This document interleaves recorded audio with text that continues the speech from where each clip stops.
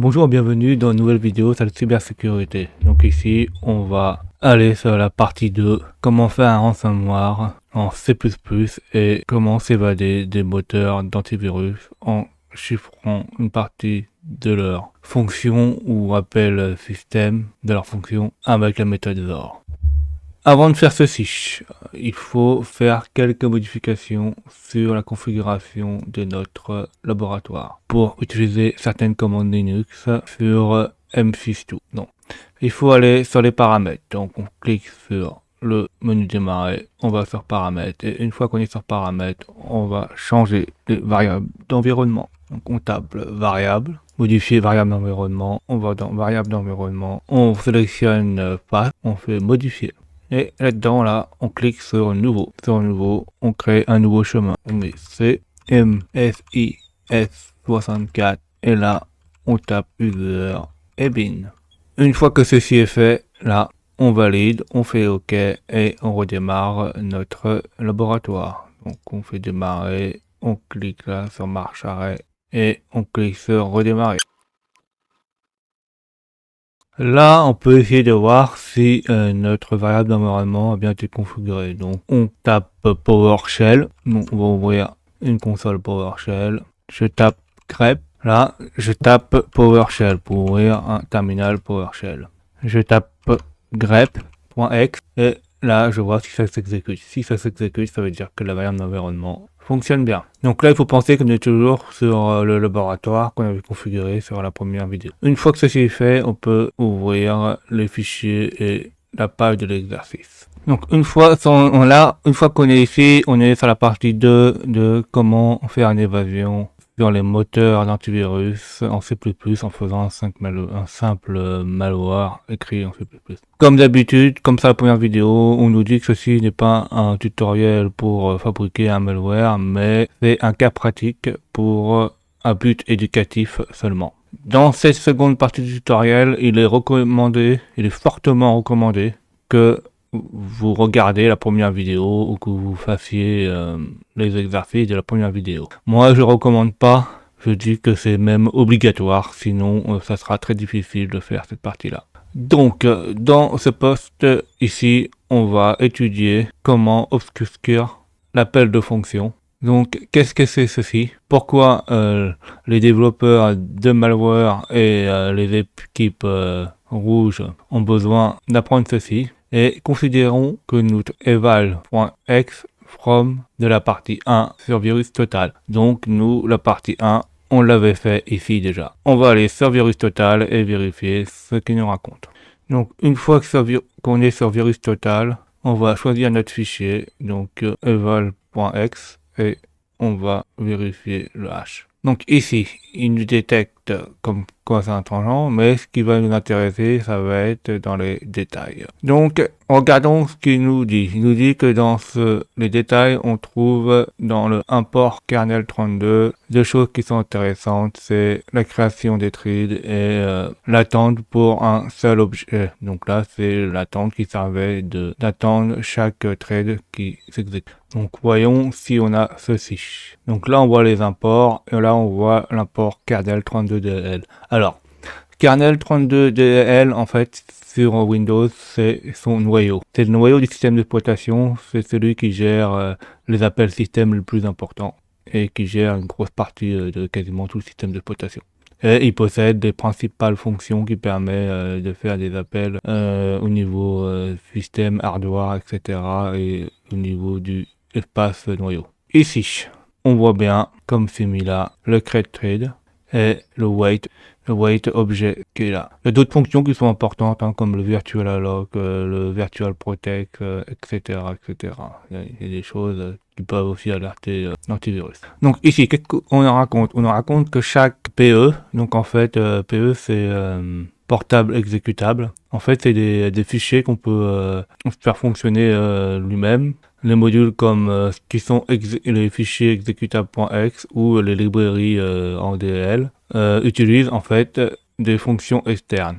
En fait, on ne réinvente pas la roue à chaque fois qu'on crée un programme, on crée des morceaux, des fonctions et on les réutilise. Et là, c'est ce qu'ils font. Par exemple, un fichier X peut récupérer des fonctions dans des fichiers DLL pour les réutiliser. Par exemple, ici, là, notre malware utilise des fonctions dans l'espace noyau kernel32 et l'utilise pour le fichier eval.x. Donc, quand il est exécuté, il appelle chaque fonction qui ont été implémentées dans le DL externe et il doit être mappé à l'intérieur du process memory, donc du process de la mémoire, pour faire que cette fonction soit disponible pour le processus du code. En fait, ça veut dire qu'en fait, pour que notre programme malware ou eval.x ou n'importe quel autre fichier puisse récupérer des morceaux de fonction, en fait, la librairie DL va mettre dans un tableau ou va mapper en mémoire, en fait, les propres adresses des fonctions pour que le fichier X connaisse ces adresses et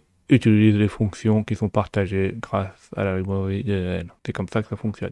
Dans l'industrie des antivirus, la plupart des analyses, la plupart des DL et des fonctions en fait sont analysées, surtout celles qui sont utilisées par les malwares.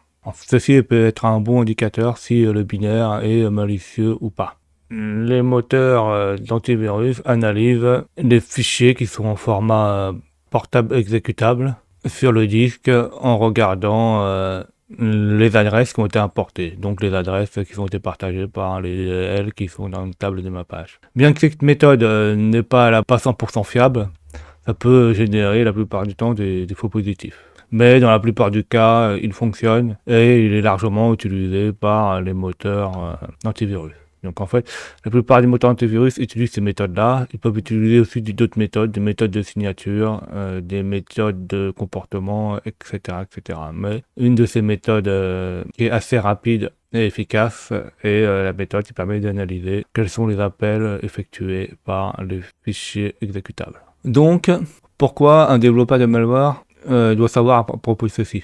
Ceci est appelé une fonction qui est appelée une fonction d'obfuscation qui va être mise en jeu. En fait, on va essayer de cacher l'appel de fonction. On va essayer de cacher le nom pour pas que l'antivirus puisse retrouver cette fonction. Ceci est appelé appel par obfuscation. Cette méthode permet de cacher votre DLL et toutes les fonctions externes qui peuvent être appelées durant l'exécution. Pour faire ceci, on peut utiliser les API standards de Windows, des fonctions qui sont appelées getModuleHandle et getProcAddress.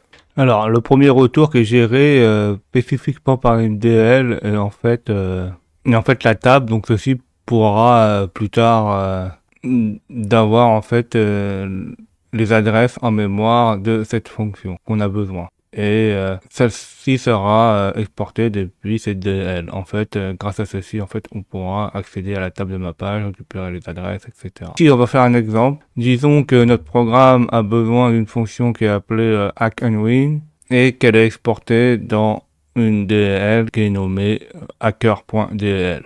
Donc là, on voit hacker.dll, il prend le getProcAddress et getModuleHandle et là, on a le hack&win, une chaîne. Non. Donc c'est le nom de la chaîne. Donc cette fonction est appelée hack&win dans ADL et qui est exportée dans l'ADL et qui est nommée hacker.dl. Donc la première chose, donc premièrement, nous avons appelé la getModuleHandle ici et on appelle après getProcAddress avec un argument qui est hack&win. Donc en fait c'est la fonction. Et en retour, on obtient l'adresse de cette fonction. Donc là, en premier, on récupère getModuleOn, donc on s'accroche grâce à getModuleOn au fichier hacker.dl et après dans ce fichier là on lui demande de retrouver grâce à getProcessAddress le nom de la fonction, à partir du nom de la fonction hack&win, l'adresse de celui-ci dans hacker.dl et une fois qu'on a ceci, on a dans hack notre adresse. Qu'est-ce qui est si important ici? Donc si on fait ça, si on compile le code, le compilateur ne va pas inclure notre hacker.dl dans la table d'importation des adresses. Donc notre moteur d'antivirus ne sera pas capable de voir ceci durant une analyse statique. Alors, une analyse statique, en fait, c'est qu'il va analyser le fichier sans l'exécuter, donc il va pas voir son comportement. Après, on a une analyse dynamique où là c'est le contraire. Il va l'exécuter et il va voir ce qu'il fait en même temps, ce qui se passe en mémoire, quels sont les comportements, quels sont les appels, etc. Donc regardons comment on peut mettre ceci en pratique et utiliser cette technique. Et regardons le code source de notre premier malware, donc la première vidéo qu'on a fait sur ce malware. Donc, on a le code source de celui-ci, là, comme on voit. Donc, c'est bien notre premier malware. On peut le voir ici, là, malware 1. C'est exactement celui-ci. C'est le même qu'on a fait avec le payload et l'exécution de celui-ci et la mise en mémoire dans le buffer. Donc, on dit que ce code contient une logique vraiment basique pour exécuter notre charge utile. Donc, dans ce cas, et pour simplifier, on va pas chiffrer notre charge utile. C'est notre charge utile en clair. On voit là, elle n'a pas été chiffrée. Compilons-le. Donc, on va recompiler cette charge utile. Et on va voir si elle fonctionne. On ouvre un terminal sous PowerShell. On va dans malware. On va dans partie 2. On regarde et on va compiler le premier malware. 01 malware. Avec toute pute, on va l'appeler pareil, 01 malware. Sauf que ça va être un exécutable. On fait .x. On l'exécute et on regarde s'il fonctionne. Donc là, notre calculatrice apparaît. Donc notre charge utile fonctionne. Donc regardons notre importation de la table des adresses. Donc on fait un objet dump, ça permet de regarder ceci et sur le fichier, donc eux l'ont appelé eval mais nous on l'appelle autrement et on fait /less. Donc on va voir si ça fonctionne. Là on va faire un objet dump, donc on fait un objet dump x d le nom du fichier, donc 01 malware.x. On fait un pipe et on met mort, comme ça on pourra contrôler les défilements de l'écran. Donc là on voit l'architecture, donc c'est pas ce qu'on veut. Et là on voit ce qu'on veut. On a le DL et on voit le kernel 32 et on voit ce qui est appelé. Donc toutes les fonctions importées sont celles-ci. Donc nous on les voit, elles sont ici là. On a create trade, critical section, etc. etc. Et on peut les comparer par rapport à certaines qu'on voit. Donc, et on peut voir les programmes qui utilisent kernel 32 DL et les imports et toutes ces fonctions. Et on peut voir celles qui ont été utilisées dans notre code source. Alors, comment nous pouvons les voir? Donc là, on voit par exemple virtual alloc. On le reconnaît, il est là en 1483. Donc ça, c'est bien une fonction qui appartient à kernel 32. On a un virtual protect aussi qui appartient aussi ici. On a la création de thread aussi, qui est mis là. On a le wait single object qui est mis là. Après, il y a certains threads, certains appels de fonctions qu'on voit pas, qui sont exécutés implicitement dans le programme, qui sont pas forcément mis, qui sont peut-être mis dans les librairies qui sont appelées ou etc.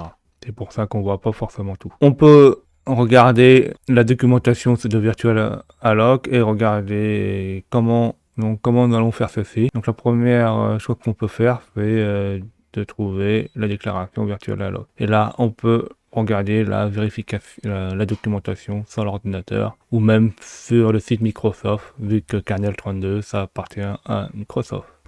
Donc là, on peut voir des informations sur la fonction Virtual Alloc, à quoi elle sert, comment l'utiliser, donc quel est le code qu'elle retourne et quels sont les paramètres qu'elle prend. Donc là on a l'explication des paramètres. Chaque paramètre ils expliquent à quoi ça sert. La valeur de retour, certaines remarques intéressantes et le requirement.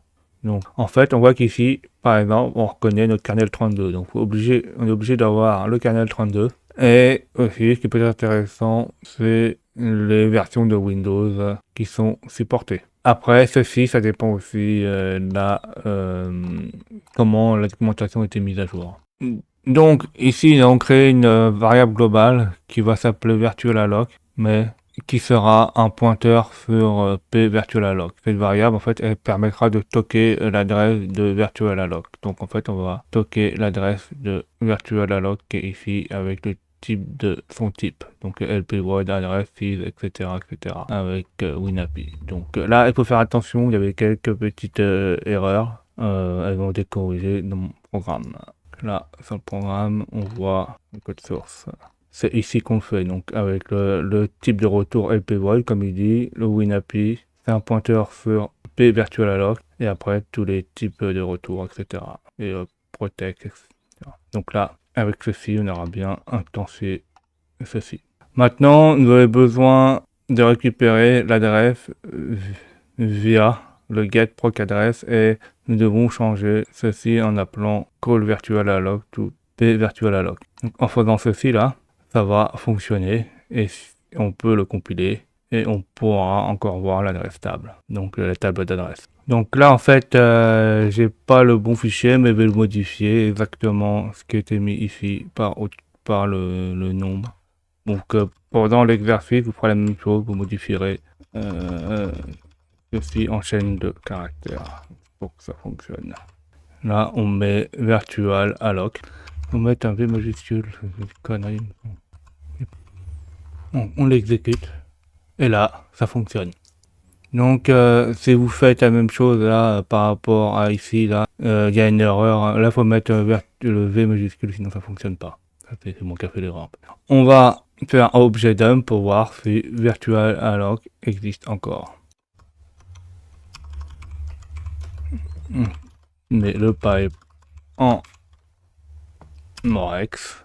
On regarde le kernel 32 et on regarde s'il y a encore le virtual alloc. Donc là, en fait, on voit que le virtual alloc, il n'existe plus. Mais on a un autre problème. Donc là, on dit pareil, il dit que là, nous avons plus virtual alloc dans notre importation de table d'adresse.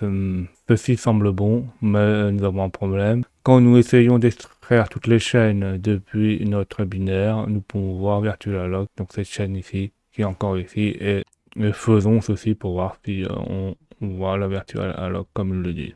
Donc pour voir, pour dire si c'est ça qui se passe réellement, on fait string 02 malware.x et dedans on va faire un grep, donc on va vérifier s'il y a cette chaîne dedans. Donc vert, on n'est pas obligé de mettre toute la chaîne, mais juste virtuel. Alloc. Et regardons. Donc là on voit qu'en fait il a trouvé virtual alloc. Donc en fait cette chaîne là n'a pas disparu. Donc elle existe encore. Donc ils disent que la raison de ceci, c'est qu'on a utilisé... En fait, ils disent qu'en fait la raison, c'est qu'en fait on a utilisé le flux en texte clair qu'on a appelé getProcessAddress. Donc qu'est-ce qu'on peut faire à propos de ceci? L'une des façons, c'est en fait de retirer ceci, c'est d'utiliser la fonction XOR, comme on a fait dans le premier exercice, donc le ou exclusif, pour chiffrer ou déchiffrer, donc que nous avons utilisé avant. Donc faisons ceci. Premièrement, il faut ajouter une fonction XOR dans notre fichier eval.ccp malware source code. Donc moi c'est pas le eval mais ça s'appelle c'est 02, c'est celui-ci, c'est 02 malware XOR fonction ccp. Donc la fonction elle est ici et exactement la même que sur l'exercice précédent. Par contre, là il faut remettre l'ancienne, c'est ça. Pour remettre le C virtual alloc. Donc premièrement, nous avons besoin d'une clé de chiffrement et de la chaîne la chaîne qu'on aura besoin de chiffrer. Et nous disons que cette chaîne s'appelle C virtual alloc et qui sera modifiée dans notre code. En fait, ça appartient à juste au-dessus là. Donc là, ceci ça va contenir notre virtual alloc là qui sera chiffré, donc la chaîne virtual alloc qui sera chiffrée. Ça sera la taille de la virtual alloc et en bas là on aura char mysecret key. Ça sera la clé qui permettra de déchiffrer notre clé.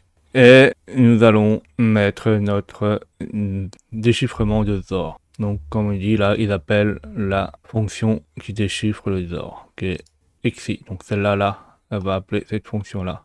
Et donc il va envoyer la chaîne à déchiffrer là-dedans, non là. Et en même temps, il va envoyer la taille de cette chaîne plus la clé secrète, plus la taille de la clé. Donc une fois que ceci là, on a une version finale de notre code. Donc il faut mieux prendre le mien parce qu'en fait il y a eu plusieurs erreurs. Hein. On a eu des erreurs de casting de variables ou de variables qui ont été mal.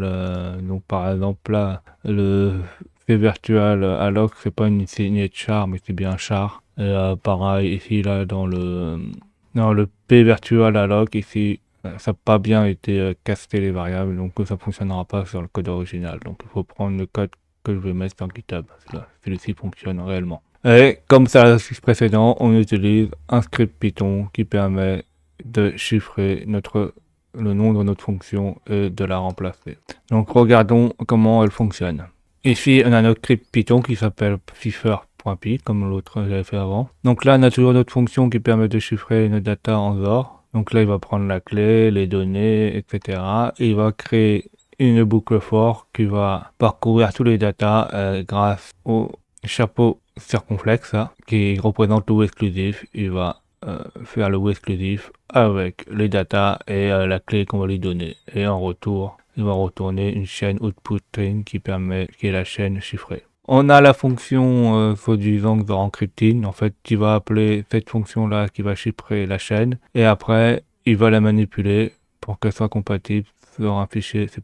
Donc exactement comme avant, et il va afficher le résultat de notre payload. Donc ici, c'est pas vraiment le payload, mais c'est notre chaîne chiffrée qui va nous l'afficher, et il va retourner celui-ci avec la clé. Là, ça sera la chaîne en texte clair à chiffrer. Alors, il faut mettre virtual alloc et surtout pas oublier de mettre le terminaison de chaîne 00 qui est codé comme ça en C++ ou en C. Ça, c'est aussi, c'était une omission mise dans le code source du blog. Sinon, si vous ne mettez pas ça, ça va fonctionner. Et on lui fournit exactement la même clé secrète qui était mise dans le code là. Donc MySecretKey doit exactement être la même que ici, là, MySecretKey. Si les deux sont pas les mêmes, ça ne fonctionnera pas. Donc ici, on appelle les fonctions qui permettent de chiffrer ceci et récupérer l'information, etc. Une fois que ceci est fait, là, on va ouvrir ce fichier-là. On lit le contenu entier et on le met dans RAID et on le met dans data plutôt. Une fois qu'on a les données dans data, donc dans tout le contenu du fichier ici, là, on va chercher une chaîne qui s'appelle char virtual alloc entre crochets et ceci là, et on va la remplacer par le char virtual alloc égale et notre propre code chiffré. Donc, en fait, elle va chercher ceci là. Et une fois que ceci sera fait, elle va le remplacer par char virtual alloc entre crochets et les accolades. Et dedans, elle va mettre notre chaîne qui sera chiffrée. Une fois que ceci est fait, il va fermer le fichier. Il va ouvrir un autre fichier eval-encode.ccp, donc il va l'ouvrir en lecture. Et en plus, ça veut dire que si le fichier n'existe pas, il va le créer. Et il va écrire les données qui ont été modifiées. Donc exactement tout le contenu de ceci, plus la chaîne qui a été chiffrée dans char virtual alloc qui sera dedans. Une fois que ceci sera fait, il va l'écrire, il va fermer le fichier, il va essayer de le compiler. On va mettre une exception. Si pendant la compilation il y a une erreur, il va dire qu'il y aura une erreur et il va quitter. Sinon, si ça fonctionne, il va afficher la commande donc qui a été mise et il va afficher que la compilation s'est bien effectuée. Donc là, on va le compiler et on va rechercher la même chaîne en grep virtual, etc. Donc on va faire toutes les vérifications. Donc exécutons le script Python. Donc on fait Python, on fait cipher. Donc là, ça s'est bien compilé. Si on regarde, normalement, on a eval-encode.ccp qui est là et eval.x qui est ici. Donc le eval, on va l'ouvrir et on va regarder quels ont été les changements. Donc là, on voit bien notre chaîne là, qui a été changée et qui a été encodée. Donc virtual alloc a été encodé comme ça et donc là, ça s'est bien effectué. Donc pour voir si ça fonctionne bien, on va exécuter le fichier vol. Et là, on voit que la calculatrice a été exécutée. Donc ça veut dire qu'il a réussi à charger notre charge utile. Il a bien réussi à récupérer la bonne fonction qui a permis d'allouer la mémoire et de charger notre charge utile. Maintenant, nous voulons vérifier si virtual alloc existe encore dans ce fichier là. Donc c'est ça. On met string. Donc on va rechercher avec string les chaînes en ASCII dans eval.x et on va regarder si on a virtual alloc qui existe encore avec un grep en passant par un pipe. Et là, on voit qu'il n'existe plus. Donc là, c'est bon. Ça veut dire que c'est bon. C'est qu'on a réussi à chiffrer cette fonction. L'appel de fonction plutôt. Donc là, il nous dit la même chose que bien raconté. Il dit que nous pouvons voir, nous voyons plus virtual alloc dans la vérification des chaînes et maintenant on peut actuellement obscurcir toutes les fonctions de notre code et vous pouvez faire sur virtual protect ou sur RTL, memory, etc. Donc en fait, Si vous avez le courage, vous pouvez faire ça sur toutes les fonctions et rendre la détection de notre malware beaucoup plus compliquée. Donc là, il fait un test sur virus total. On pourrait faire la même chose, hein. On peut faire un test et voir ce que ça donne. Donc, on retourne au début, on recherche le fichier qui est mis dans malware 2. On confirme et on regarde le résultat. Donc là, en fait, on a beaucoup de résultats positifs, simplement parce qu'on n'a pas chiffré notre charge utile. On aurait chiffré notre charge utile, plus les fonctions, etc. On aurait eu beaucoup moins de positifs. Mais bon, c'est quand même une méthode qui permet de chiffrer les appels de fonctions. Donc là, ça nous dit que les autres fonctions peuvent être obscurcies et ça peut réduire le nombre de moteurs d'antivirus qui peut détecter notre malware. Pour des meilleurs résultats, nous pouvons combiner aussi le chiffrement de notre charge utile avec une clé aléatoire et obscurcir ces fonctions avec une autre clé, etc. Donc on peut vraiment tout obscurcir et mettre du faux code. Et là, ça peut être très compliqué pour les moteurs antivirus de détecter notre malware. Je vous mettrai tous les fichiers dans mon GitHub. J'espère que vous avez appris pas mal de choses. N'hésitez pas à faire des retours avec les commentaires. Mettez des pouces bleus et abonnez-vous.